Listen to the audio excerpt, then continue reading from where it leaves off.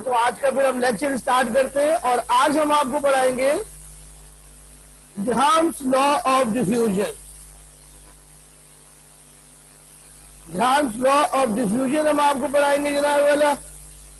Okay, शोएबा आपको आवाज क्यों नहीं आ रही क्लियर?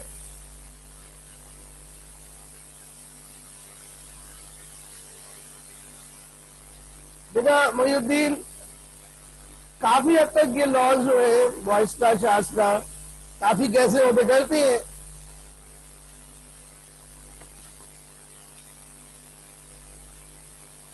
अजीब आवाज आ रही है मेरे माइक से। अच्छा, मैं दोबारा लगा ले।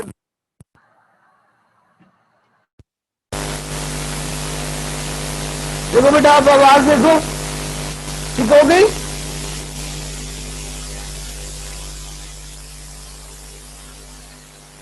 नजीर खराब हो गई।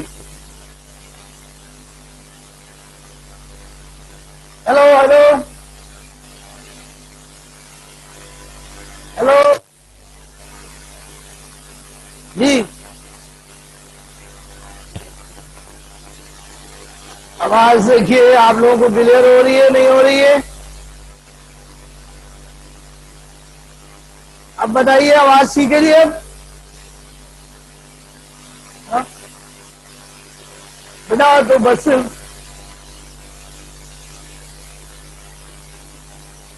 ठीक है जी, आ जाए तो फिर बोर्ड के ऊपर। और अब हम आपको सबसे पहले जो कल का लेक्चर था, कल हम आपको आर की वैल्यूज कैलकुलेट करा रहे थे।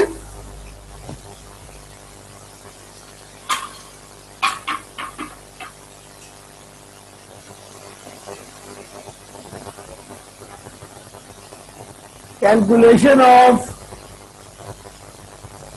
गैस कांस्टेंट आर, ये हमने आपको दो वैल्यूज कैलकुलेट कराई थी। सबसे पहले हमने आपको कराई थी एसआई वैल्यू, फिर हमने आपको कराई थी नॉन एसआई वैल्यू।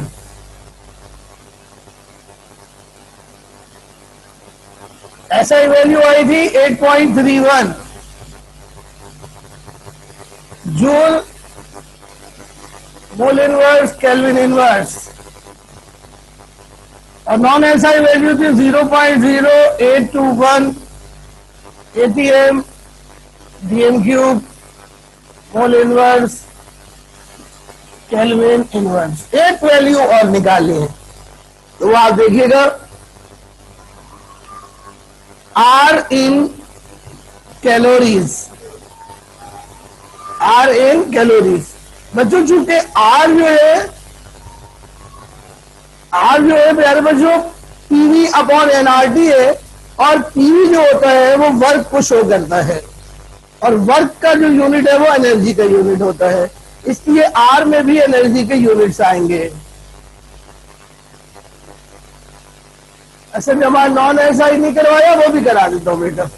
तो R in calories equals to R in joule divided by 4.2। तो बच्चों आर इन जूल है 8.31 joule mole inverse kelvin inverse divided by 4.2। जब हम इसको डिवाइड करेंगे तो जूल जो है वो प्यारे बच्चों 4.2 से डिवाइड होने के बाद कैलोरीज बन जाएगी। तो आंसर आएगा 1.97 कैलोरीज मोल इनवर्स केल्विन इनवर्स। आप देखें क्या पूरा आंसर आ रहा है, अपने पास कैलकुलेट करें, अपने पास कैलकुलेट करें, पूरा आंसर देखें क्या आ रहा है।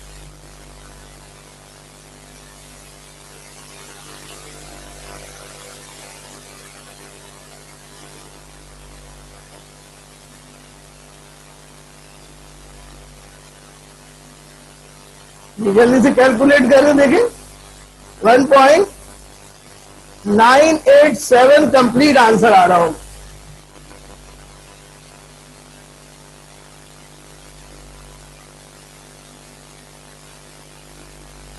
जी बेटा, वो भी कराएंगे आपको। तो ये होगी जनाब आर की वैल्यू कैलोरीज में। अब आर की नॉन एसआई वैल्यू आपको कराता हूं, देखेंगे इधर।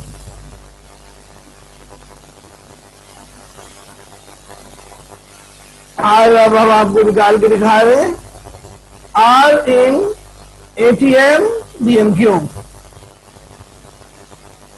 तो बच्चों एन की वैल्यू है 1 मोल, और 1 मोल गैस का एसटीपी पर वॉल्यूम फिक्स होता है, इसको मोलर वॉल्यूम कहते हैं। ये हम डीएम क्यूब में लेंगे। तो 1 मोल गैस का एसटीपी पर वॉल्यूम डीएम क्यूब में 22.4 होता है, इसको मोलर वॉल्यूम कहते हैं।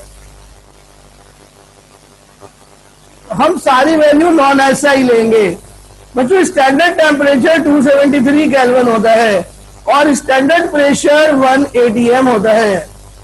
तो यहां हमने प्रेशर एटीएम में लिया, वॉल्यूम डीएम क्यूब में लिया, तो आर की वैल्यू एटीएम डीएम क्यूब में आ जाएगी। अब मैं वैल्यूज डालता हूं। फार्मूला हमारे पास है बच्चों, पीवी इक्वल टू एनआरटी। यहां से हमें आर कैलकुलेट करना है, तो एन और टी को क्रॉस मल्टीप्लाई में पीवी के नीचे ले जाएंगे। तो R is equal to PV upon N upon T. ये सारी वैल्यूज मैं फार्मूले में डालता हूं बच्चों। R is equal to pressure की value 0.0821 ATM multiply by T 273 kelvin divided by 1 mole, N 1 है, मल्टीप्लाई बाय टी। ऊपर मैंने गलत वैल्यू प्लेस कर दी, सॉरी। नीचे आएगा 273 केल्विन और ऊपर आएगा 22.4 डीएम क्यूब वॉल्यूम आएगा। पीवी है ना भाई। अब इन सबको सॉल्व करेंगे तो आंसर आएगा 0.0821 ATM DM cube mole inverse kelvin inverse. ये हमारा जनाब वाला आर की वैल्यू हो गई जनाब। ये हमारी कौन सी नॉन एसआई वैल्यू, ये स्टैंडर्ड वैल्यू है और यही वैल्यू हमने न्यूमेरिकल में प्लेस कर दी, क्योंकि हमारी बुक में आर जो है वो इसी यूनिट में दिया हुआ है। लेकिन जब आप सेकेंड ईयर में ये न्यूमेरिकल करेंगे तो एसआई वैल्यूज पुट करेंगे सारी।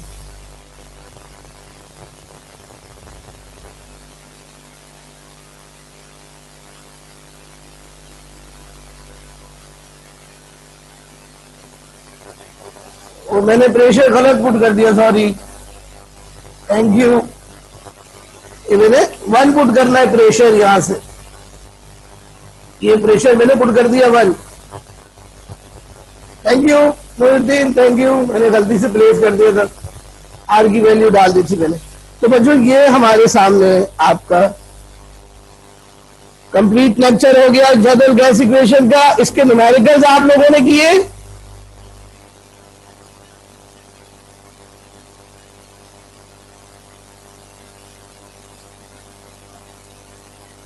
ओके बेटा, तो अब फिर ये असाइनमेंट आप लोगों ने मुझे पीडीएफ बनाकर भेजना है, ठीक है। तो आपके पास 2 डेज है ये असाइनमेंट मुकम्मल करने के लिए।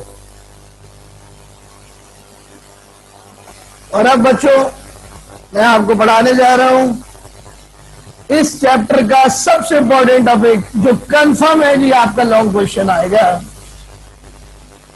और बच्चों इसका नाम है cramps law of diffusion. Grams law of diffusion.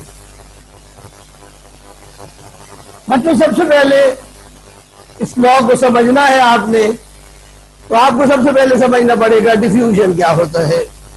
तो बच्चों डिफ्यूजन की डेफिनेशन क्या है, डिफ्यूजन क्या है, आपको यकीनन पता होगा, आप काफी पुरानी क्लासेस से इसको पढ़ते चले आ रहे हैं।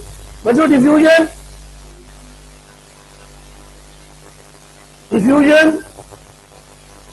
Is the process of spreading out of gas throughout the vessel. प्यारे बच्चों, गैस का पूरे बर्तन में फैल जाना डिफ्यूजन कहलाता है। मिसाल के तौर पर बच्चों, अगर हम इस कमरे में एक कोने पर किसी परफ्यूम की बोतल ओपन करें तो परफ्यूम की खुशबू पूरे कमरे में फैल जाती है। खुशबू का फैल जाना डिफ्यूजन है। बच्चों, डिफ्यूजन का मतलब क्या हुआ? Spreading out of a gas throughout the room. Spreading out of a gas throughout the vessel or available space due to molecular motion. Due to molecular motion. बच्चों, अमूमन डिफ्यूजन को हम आर से जाहिर करते हैं। रेट ऑफ डिफ्यूजन को are से जाहिर करते हैं। इसी तरह बच्चों, एक बड़ी कंफ्यूजिंग टर्म है इफ्यूजन। इसको भी आर से ही जाहिर करते हैं, तो लोग इन दोनों को एक ही बात समझते हैं।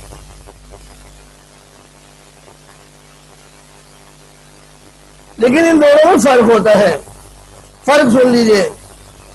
दी escape out of a gas through a tiny whole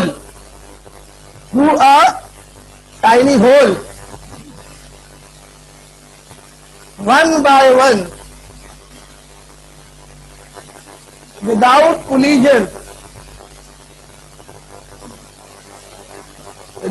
collision is called effusion. तो इफ्यूजन और डिफ्यूजन का फर्क देख लीजिए जल्दी से एक डायग्राम के जरिए।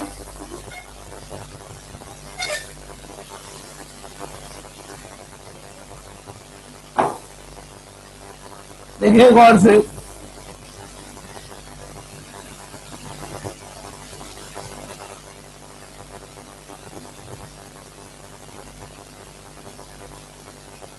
ये बच्चों जो बैलून है जिनको हमने एक स्टॉप कॉक के जरिए जोड़ा हुआ है। बच्चों, यहां पर गैस जो है वो मौजूद है इस चैम्बर में। ये गैस के मॉलिक्यूल्स हैं।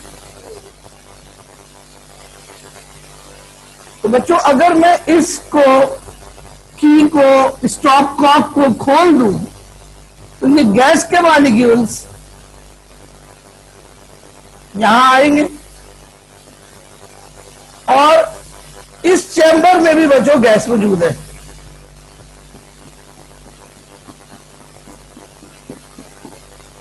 क्या होगा कि इस बैलून में से मॉलिक्यूल्स यहां आएंगे और इस बैलून में से मॉलिक्यूल यहां आएंगे, यानी ये दोनों गैसें आपस में मिक्स हो जाएंगी।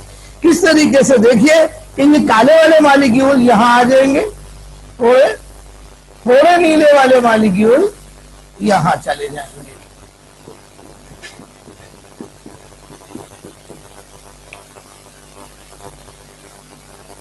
ये हो गई इंटरमिक्सिंग। इंटरमिक्सिंग ऑफ टू और मोर गैसेज इज कॉल्ड इफ्यूजन। लेकिन इंटरमिक्सिंग ऑफ टू और मोर गैसेज इज कॉल्ड डिफ्यूजन। अब बच्चों, इफ्यूजन देखिए, इफ्यूजन क्या है? अगर बच्चों मैं इस की को पूरा ना खोलूं और थोड़ा सा खोलूं तो क्या होगा? देखो,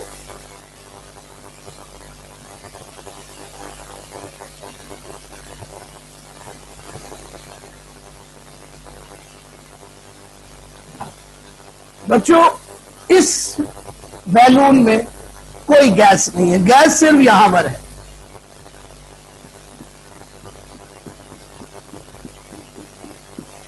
तो बच्चों क्या होगा, जैसे ही मैं इसको खोलूंगा यहां से मॉलिक्यूल एक एक करके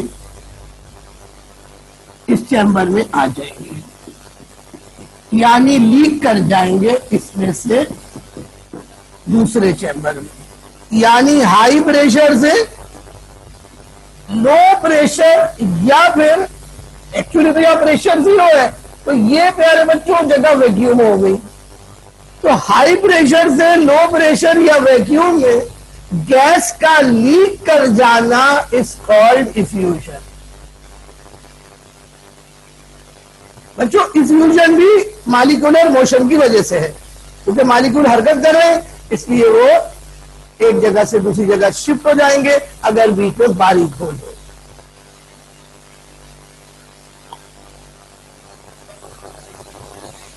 और अब बच्चों एक और टर्म सुनिए, फिर हम लॉ स्टार्ट करते हैं, और वो टर्म है रेट ऑफ डिफ्यूजन या रेट ऑफ इफ्यूजन। बच्चों चाहे इफ्यूजन हो या डिफ्यूजन हो, दोनों का रेट निकालने का एक ही तरीका है, इसको हम आर से जाहिर करते हैं। और रेट ऑफ डिफ्यूजन का फार्मूला होता है वॉल्यूम ऑफ गैस डिफ्यूजेस और effuses per unit time is called rate of diffusion और इफ्यूजन।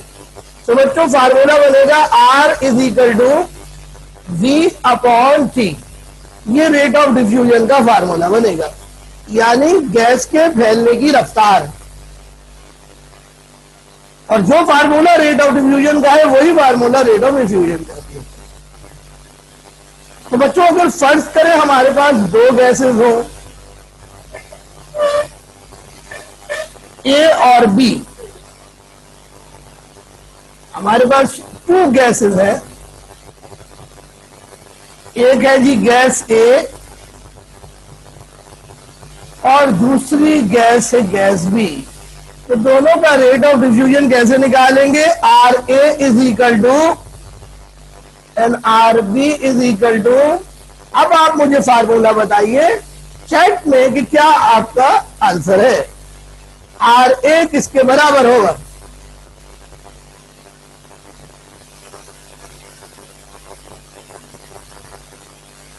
जल्दी जल्दी बेटा, जरा सा टाइम अगर आप उस तरह लगाएंगे तो आर ए किसके बराबर होगा,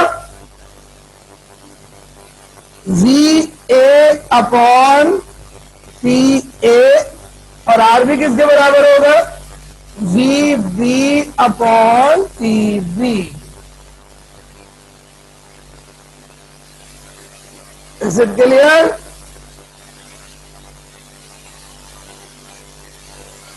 तो अब बच्चों आगे चलते हैं और आपको ये लॉ शुरू करते हैं। बच्चों ग्राम्स लॉ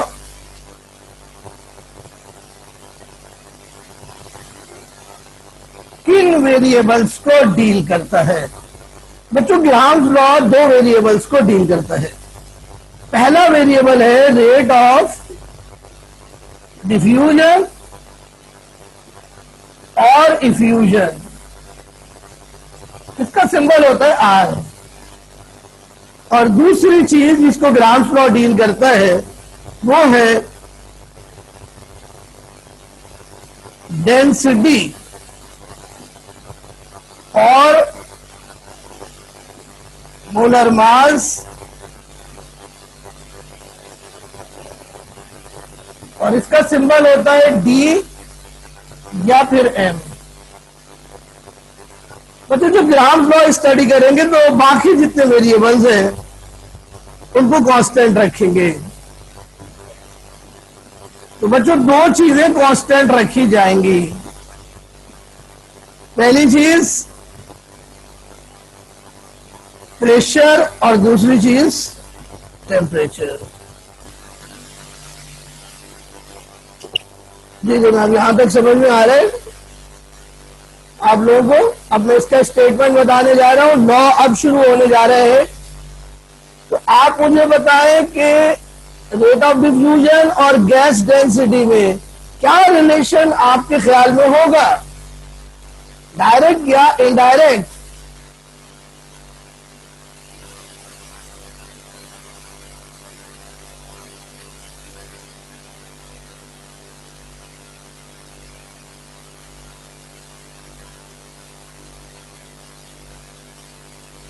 जल्दी से अपना आंसर लिखे, डायरेक्ट या indirect?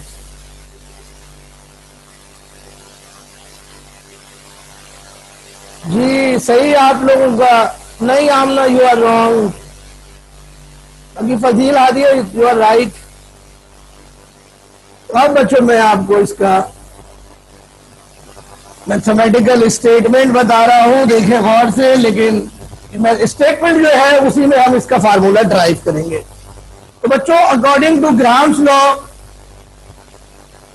Rate of diffusion of a gas, R माने rate of diffusion, rate of diffusion और effusion of a gas is inversely proportional, is inversely proportional to the square root,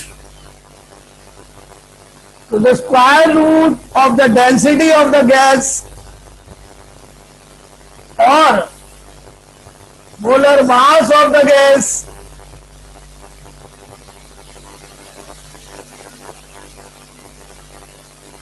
बशर्ते के T और P जो है दोनों constant हो। तो बच्चों यहां पर सिर्फ एक प्रॉब्लम यह है कि यहां पर आपने जो डेंसिटी या मोलर मास लेना है डिनोमिनेटर में, उसका स्क्वायर रूट लेना है। तो जो मैथमेटिकल रिलेशन निकला है वो स्क्वायर रूट के साथ निकला है। बच्चों ये निशान यहां से रिमूव करेंगे तो कांस्टेंट आ जाएगा, R is equal to constant और नीचे बचेगा अंडर रूट डी। ये बच्चों रेट ऑफ डिफ्यूजन का फार्मूला हो गया। यहीं से ग्राम लॉ का स्टेटमेंट आया। क्या आया सुने?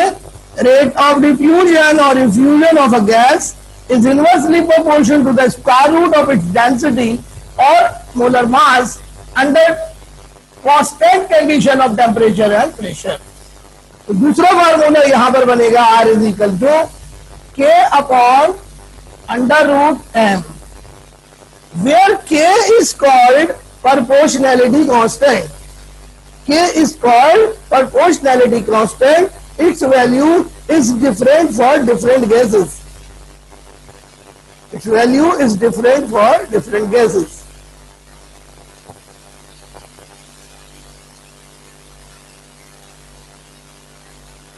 हमने डी और एम का जो है डायरेक्ट रिलेशन,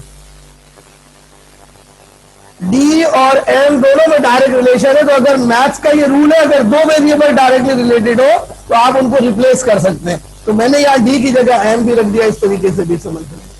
प्यारे बच्चों, ये है एक गैस का रेट ऑफ डिफ्यूजन, एक गैस का रेट ऑफ डिफ्यूजन। ग्राम ने बच्चों दो गैसेस का कंपैरेटिव रेट ऑफ डिफ्यूजन भी निकाला। तो अब हम आपको स्टेटमेंट बताएंगे दो गैसेस के लिए, वो देखेंगे अब आप बोर्ड पर। असल फार्मूला यही है जो मैं अभी नीचे बताऊंगा आपको। तो ग्राहम ने प्यारे बच्चों पहले एक गैस का रेट ऑफ डिफ्यूजन निकाला, उसको उसने कहा R1।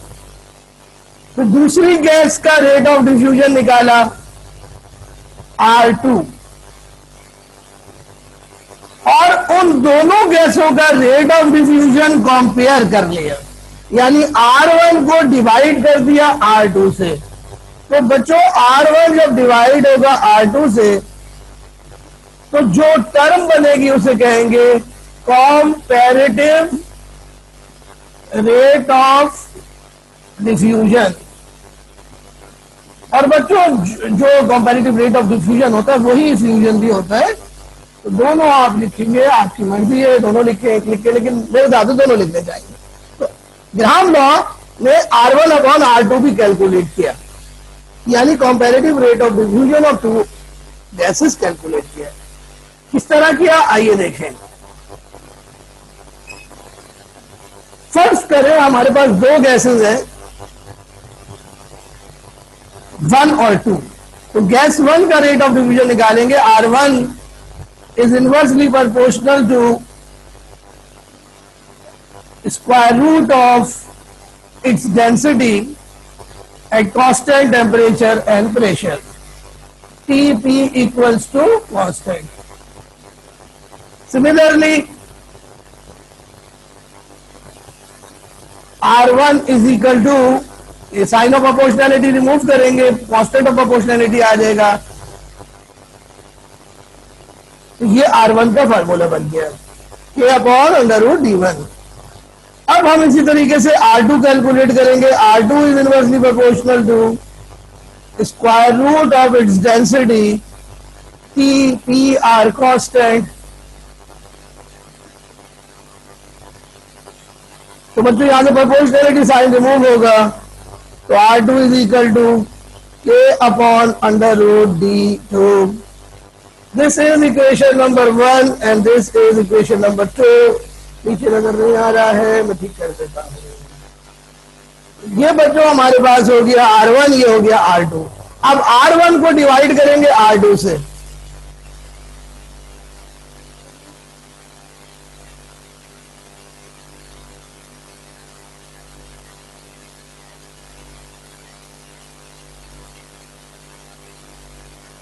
मेरे बेटा यही तो उसने लॉ एबा नोट करा था कि R में और डेंसिटी में इनवर्स रिलेशन होता है, यानी डेंसिटी जितनी ज्यादा होगी गैस उतनी स्लोली डिफ्यूज करेगी। ये तो कॉमन सेंस की बात है।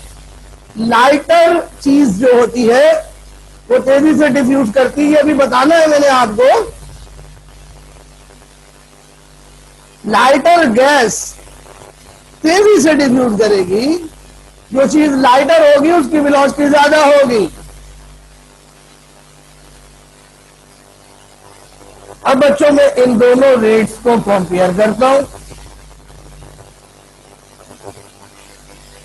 कंपेयरिंग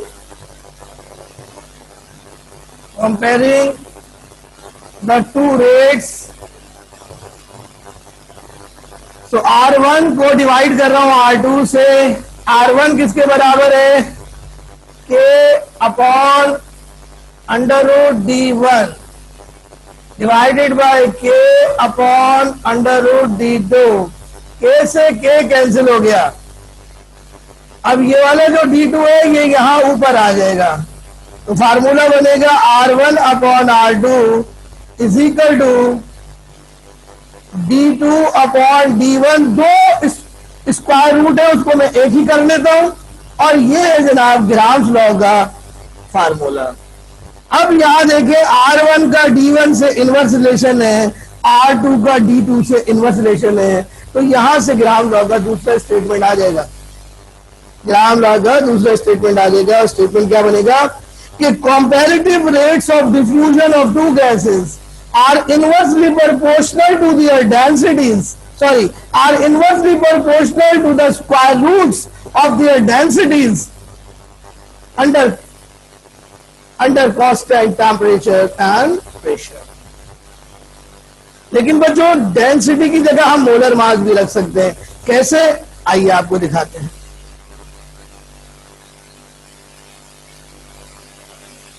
तुम्हारा सुने, the comparative rates of diffusion of two gases are inversely proportional to the square roots of their densities under similar condition of temperature and pressure। तो बच्चों अब मैं डेंसिटी की जगह मोलर मास जो है वो प्लेस करूंगा। दो तरीके हैं प्लेस करने के, आपको दिखा देता हूं मैं तरीका। देखिए बच्चों, density of a gas is directly proportional to molar mass. Maths के रूल के तहत अगर दो वेरिएबल्स डायरेक्टली प्रोपोर्शनल हो तो आप उनको रिप्लेस कर सकते हैं फार्मूले में। तो ये ग्राम लॉ का फार्मूला है, R1/R2 is equal to under root, और फिर ऊपर D2 है नीचे D1 है, तो ऊपर भी m रख देंगे, नीचे भी m रख देंगे, ऊपर m2 रखेंगे, नीचे m1 रखेंगे। ये एक तरीका है जी रिप्लेस करने का। तो R1 और M1 का इनवर्स रिलेशन हुआ, R2 और M2 का इनवर्स रिलेशन है। ये फार्मूले बच्चों आपके कोर्स में है, लेकिन जिनके ऊपर न्यूमेरिकल आता है वो आपकी बुक में नहीं है। तो अब मैं आपको अदर फार्मूले करवाता हूं ग्राम्स लॉ के। तो ये मैं मिटा रहा हूं और आपको ग्राम्स लॉ के अदर फार्मूले बता रहा हूं। बच्चों, R1 equals to V1 upon T1 and R2 equals to V2 upon T2। अभी ये फार्मूला मैं बता कर आया हूं। ये फार्मूला मैं ग्राम्स लॉ के न्यूमेरिकल में रख रहा हूं। देखिए जी, R1 upon V1 upon T1 divided by V2 upon D2 is equal to under root D2 upon D1। आप चाहे तो या मोलर मास रख सकते हैं, M2 अपॉन M1। ज्यादातर मोलर मास ही रखते हैं न्यूमेरिकल्स में। समझ में आया? मैंने R1 की वैल्यू डाल दी, R2 की वैल्यू डाल दी। अब इसको सॉल्व करता हूं।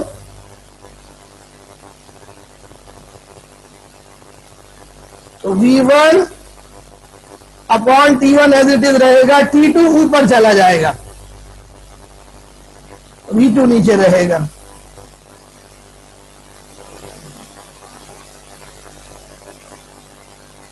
देखें जनाब, ये है वो फार्मूला जो न्यूमेरिकल में यूज होगा। V का मतलब है वॉल्यूम ऑफ गैस डिफ्यूजेस और रिफ्यूजेस, और T का मतलब है टाइम फॉर डिफ्यूजन और रिफ्यूजन। ये हर साल इसके ऊपर न्यूमेरिकल आता है। बच्चों, जब ये फार्मूला कंपेयर करते हैं तो अमूमन हम दोनों गैसों का वॉल्यूम सेम ले लेते हैं या फिर दोनों गैसों का टाइम सेम ले लेते हैं। बाद औक़ात ना V सेम लेते ना T सेम लेते, तो ये फार्मूला अप्लाई होगा। टोटल वेरिएबल गिने 1 2 3 4 5 6। D2 और D1 की जगह मैंने अभी आपको बताया है मेरे भाई, M2 और M1 भी रख सकते हैं, वो ही रखेंगे ज्यादातर।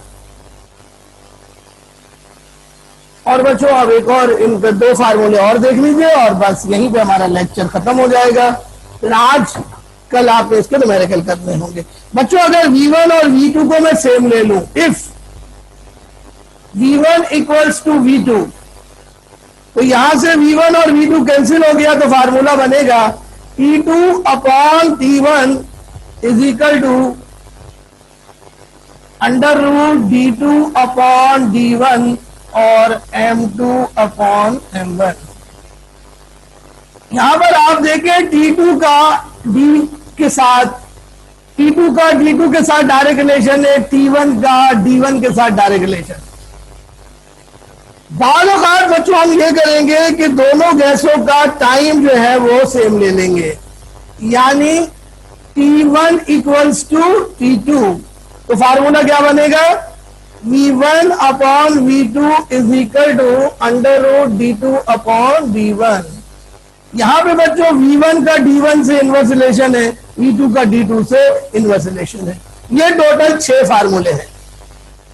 फार्मूला नंबर 1, फार्मूला नंबर 2 और फार्मूला नंबर 3। इसके ऊपर न्यूमेरिकल जी आपको करने होंगे, जो कि इंशाल्लाह टाइम मिलेगा तो करा देंगे। अदरवाइज इसके न्यूमेरिकल्स के लेक्चर सारे अपलोडेड हैं, जो आप देख ले तो आपका फायदा होगा। तो ये था बच्चों grams law.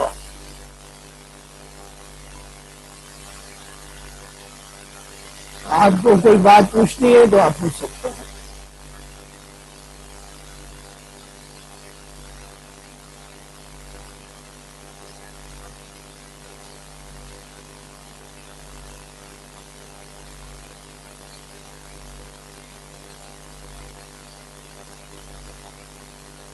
Students, any question,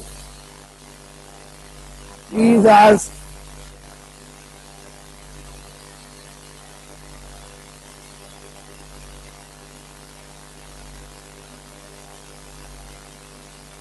बच्चों ये मैं आपको स्क्रीन के ऊपर शेयर कराता हूँ। तैयबा अकबर मैं इतना तो स्लो पढ़ा रहा हूँ बेटा, मतलब आप और क्या स्लो पढ़ाऊं।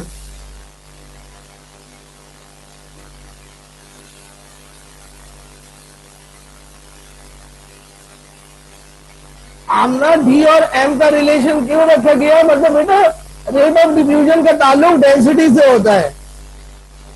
लाइटर गैसेस तेजी से डिफ्यूज करती हैं, हैवियर गैसेस स्लोली डिफ्यूज करती हैं। ये जरा सा मैं शेयर करता हूं आपके साथ स्क्रीन। और यार बच्चों ये ग्राम्स लॉ है जो मैंने बनाया है आप लोगों के लिए, आपको मैं भेज चुका हूं। ये ग्राम्स लॉ के स्टेटमेंट है।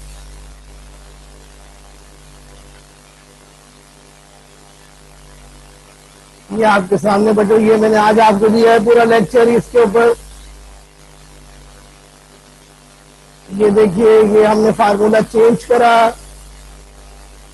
डेंसिटी को रिप्लेस करने का दूसरा तरीका।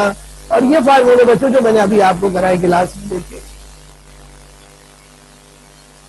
तो बच्चों अभी ग्राम्स लॉ की एप्लीकेशंस आपको मैं करा रहा हूं। ये कोर्स में नहीं है, लेकिन बच्चों बेहतर है कि आप इसको याद कर रहे हैं।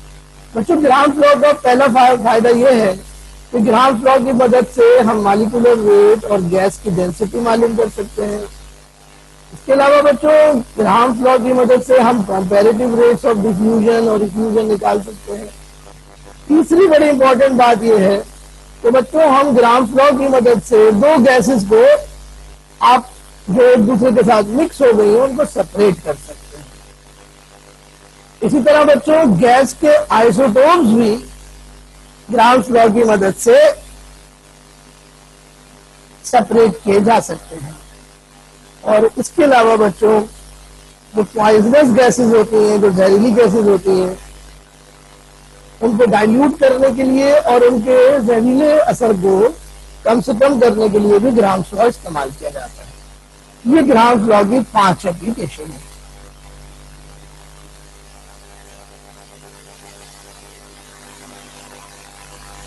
तो बच्चों यहीं पे हमारा लेक्चर जो है वो खत्म होगा।